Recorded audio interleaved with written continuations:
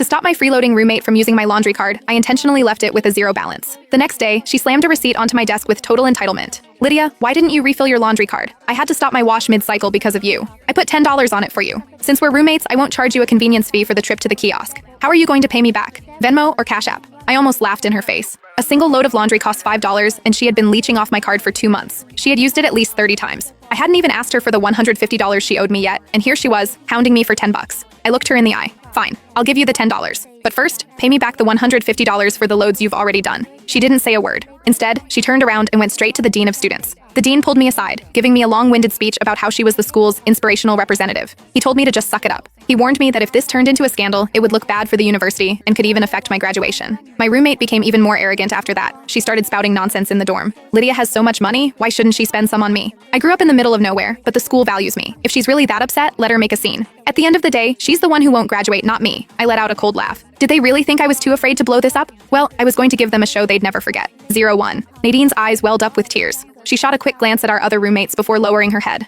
Her voice sounded like she was on the verge of a breakdown. Lydia, it was so windy this afternoon. I ran all the way to the student center with wet hair just to refill your card. If you don't want to be grateful, fine. But how can you be so petty about money? Petty? Is that what we're calling it now? Asking for what's rightfully mine? The other girls in the room turned their chairs around to watch the drama. Sloan asked, "What's going on?" "It's nothing. I just put $10 on Lydia's laundry card, and now she refuses to pay me back." Nadine sniffled, pausing for effect. "I'm not even saying she has to pay. It's just that $10 is what I spend on food for a whole day." Sloan nodded and looked at me. "Was your card really empty?" I leaned back in my chair, my voice flat. "Because Nadine used it all." Nadine pouted as if she were the victim. "What do you mean I used it? Don't you use it too? Besides, I've used it so many times before and you never said anything." I stared her down. "That's because every single time you said, 'I'll pay you back next time,' but you never did." The first time Nadine leached off me was during the second week of the semester. I had just finished my laundry when she happened to walk in. "Lydia, my card is empty. Can I borrow yours? I'll refill mine tomorrow and Venmo you." I said sure and handed it over. The next day she didn't mention it. I didn't bring it up either. Then came the third time, the fourth, the fifth. Her "can I borrow it?" turned into "just let me scan yours. I'll get you later." But later never came. One time I came back from class and she just held her hand out while sitting on her bed. "Give me the card. I need to do laundry." I asked if she had sent me the money yet. She froze for a second, then laughed. "Don't you still have plenty of credits on there?